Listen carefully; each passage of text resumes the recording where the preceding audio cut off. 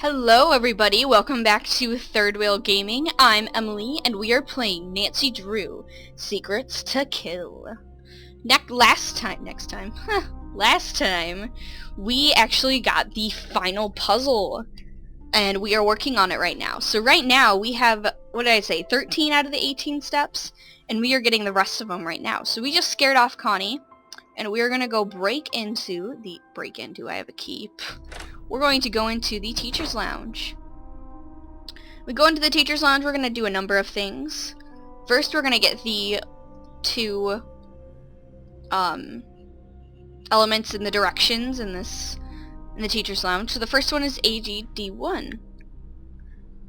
And the message says, a trophy was not the only prize, but also money of a greater size.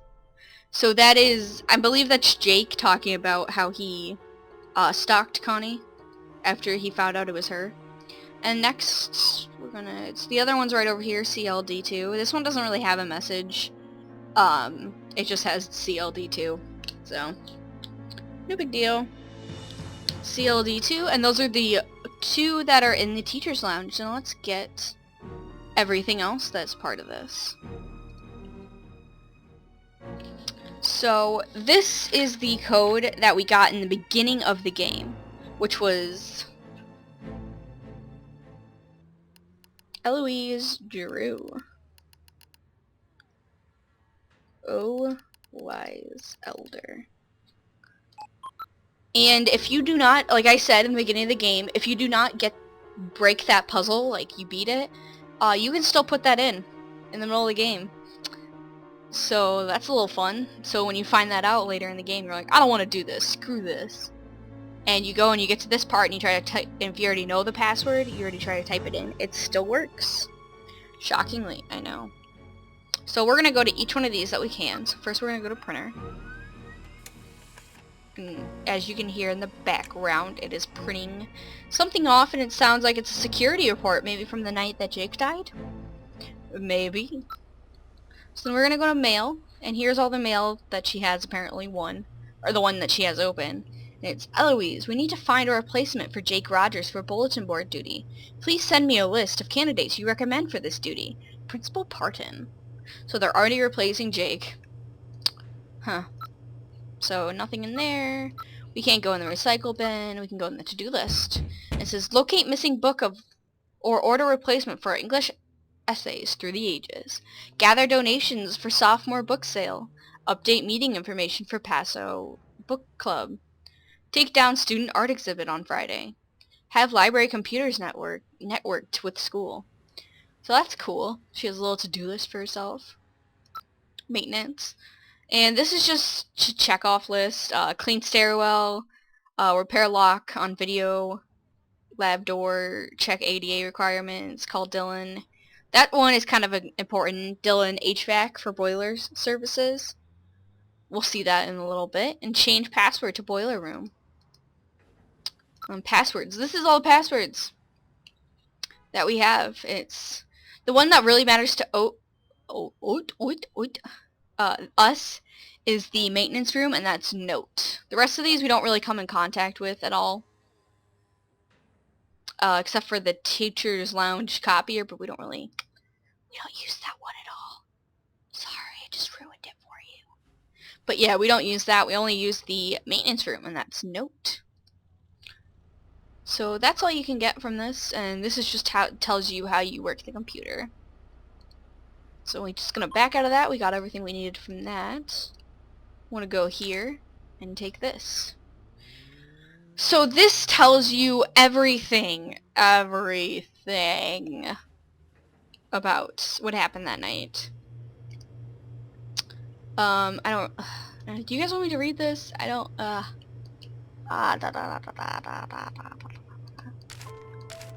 Here, okay. 5:15, lights left on the library, sent email to E. Drew. 6 p.m., all outer entrances doors checked and locked. Backpack belonging to Connie Watson found in student union. Placed in lots and found. Several outside security lights are out. Work order submitted. Toolbox for Dylan HVAC services left in boiler room. Left note with maintenance. 7 p.m. Patrolled outside grounds on foot. Dumpsters by cafeteria were not properly secured. Several raccoons in area. I sent several notes to kitchen staff to secure dumpsters. This needs to be addressed. So this is just the, as you can see, Atana, I don't know, report on the Thursday that Jake died. This is everything that happened per hour, which he seems to be pretty busy. And 8:05, observed young man peering through the school entrance doorway. He identified himself as an exchange student that has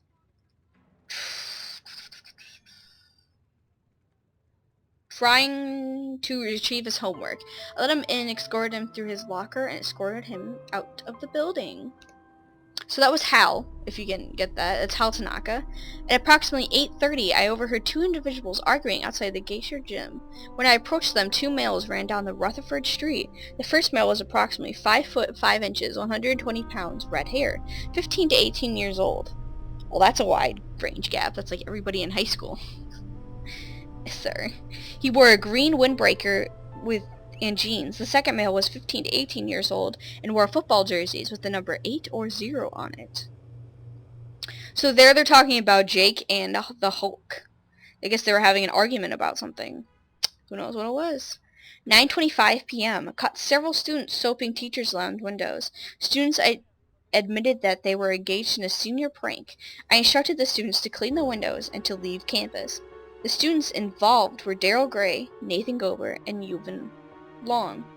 The students' names have been given to Principal Pardoned. 12:01 a.m. Heard screams from the east stairwell. After calling 911, found male teenager who apparently fell from stairs. Attempted to apply first aid. See police report for further details. So right there is just everything that when Jake died, how he died. Apparently he got pushed down the stairs. We learn something new every day. So there's that. That's pretty informational, honestly. That's like super good. And then we're gonna go over here. Senior final papers.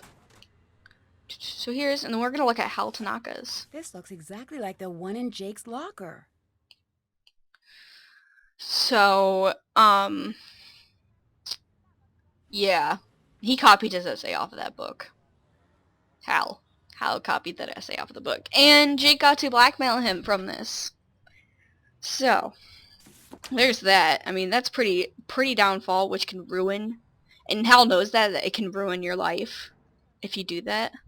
So, we can go talk to Hal about this, actually, right now. Oh, actually, hold on. Hello? You better stop your nosing, or it'll get bent way out of shape.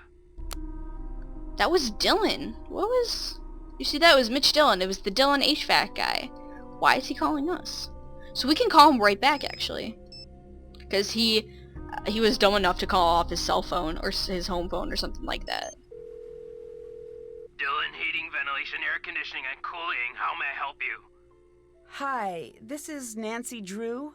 You called me and threatened me? No, I didn't. I have no idea what you're talking about. Yes, you did. I saw your caller ID number. No, I didn't. Yes, you did.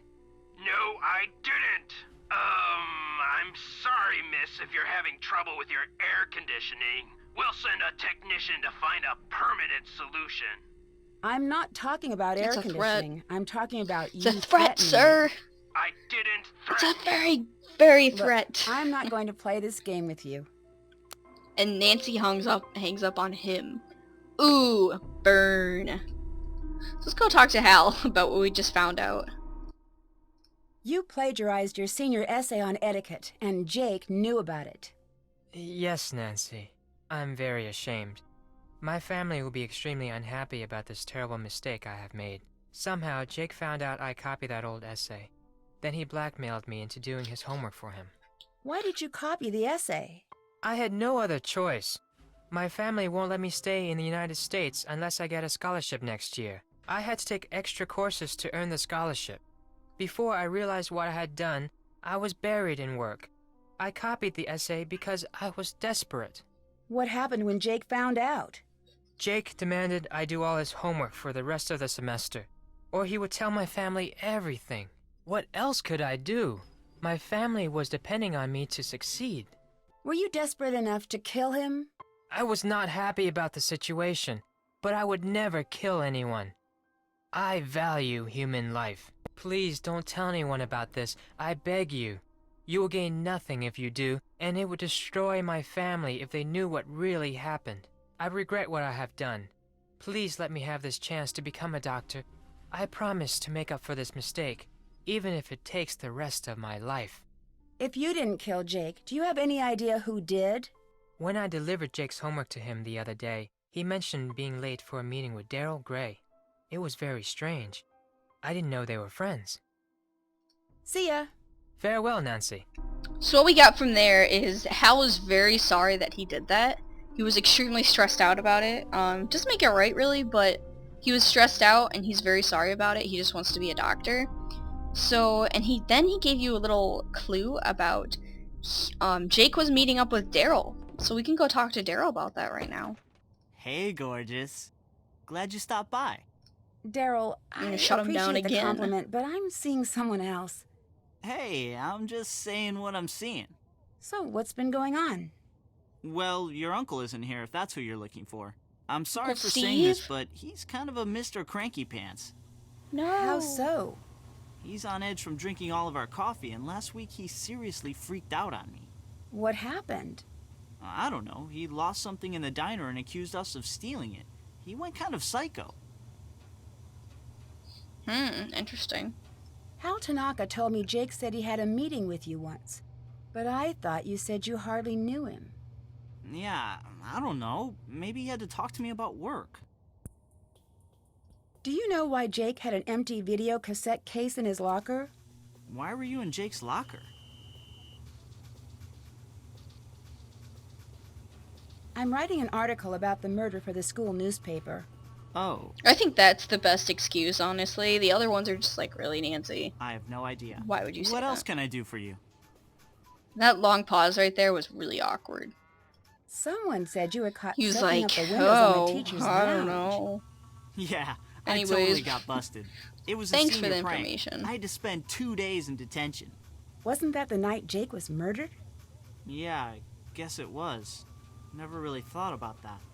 Didn't I hear that you found Jake's body? Yeah, I did. The student council president gets keys to the school. We had an early morning council meeting and I found him lying there. It was the worst thing I ever experienced in my life. And I really don't want to think about it right now. So this confuses me because he says he found him first, but then the report says that the night watch guy found him. So who actually found him first? I'm not really sure. It's kind of confusing about this game. Talk to you later. One down point, Oh, really. before I forget, someone left this note for you. It was on the counter when I got back from break. I have the solution to your mystery. Meet me in the basement of the maintenance room at the high school. Ooh. Bye, Nancy. Bye. Alright, so we can't talk to Uncle Steve right now since he is disappeared. So right now what we're doing here also, there are our last three steps. So we have, it's right here. XER3. So we got that one. And then the other two are in the back. So we can go right back here. Like I said, we'd be coming back here.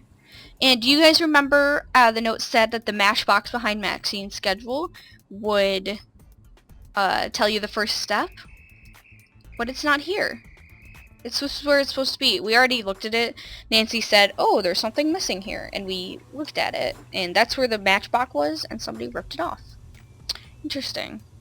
So here is the other one. TEL3. And the last one is over here. HGL3. So those were all the 18 steps. We kind of went on Divergent and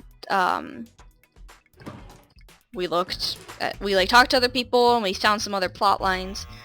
So that's what that is. And then we can follow that note actually. And we are going to go to the school and go to the maintenance room, which is right down here. And here's the codes. The code is note, and in the library we found that Braille book, if you guys remember that. And if you look up the words NOTE and you write those down, you can find them right here. So N is this one, O is here. T is this one. And then E is that. And we open the door. And we're gonna go down here and we're gonna find something.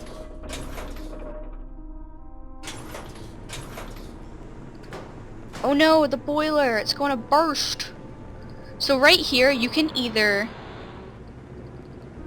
break... You can either break the lock, or you can put 1967. For us, we are just going to try and break it. Hold on one second.